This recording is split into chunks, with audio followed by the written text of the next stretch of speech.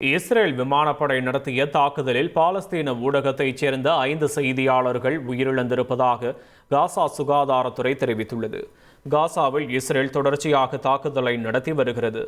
அல் அவ்தா மருத்துவமனை வளாகத்தில் இஸ்ரேல் விமானப்படை வீசிய ஏவுகணையில் செய்தியாளர் வாகனம் என குறிப்பிடப்பட்டிருந்த கார் எரிந்துள்ளது. இதற்கிடையே காரில் பயங்கரவாதிகள் இருப்பது உறுதி செய்ததும் தாக்குதல் நடத்தியதாக இஸ்ரேல் ராணுவம் தெரிவித்துள்ளது.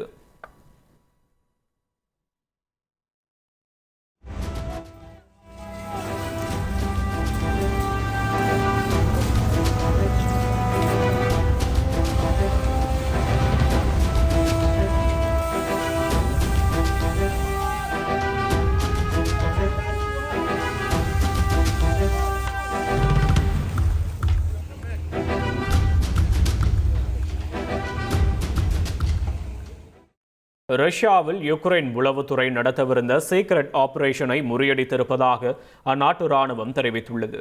ரஷ்ய ராணுவத்தின் ரசாயன ஆயுத பிரிவு தலைவர் ஸ்கூட்டரில் வெடிகுண்டு வைத்து கொல்லப்பட்டதை தொடர்ந்து ரஷ்யா உஷார் நிலையில் உள்ளது. இந்த சூழலில் ரஷ்ய பாதுகாப்பு அதிகாரிகளை கொல்ல உக்ரைன் உளவுத்துறை நியமித்திருந்த 4 ரஷ்யர்கள் கைது செய்யப்பட்டிருப்பதாக ரஷ்ய பாதுகாப்பு படை தெரிவித்துள்ளது. செய்திகளை உடனுக்குடன் தெரிந்து கொள்ள உடனே சப்ஸ்கிரைப் பண்ணுங்க.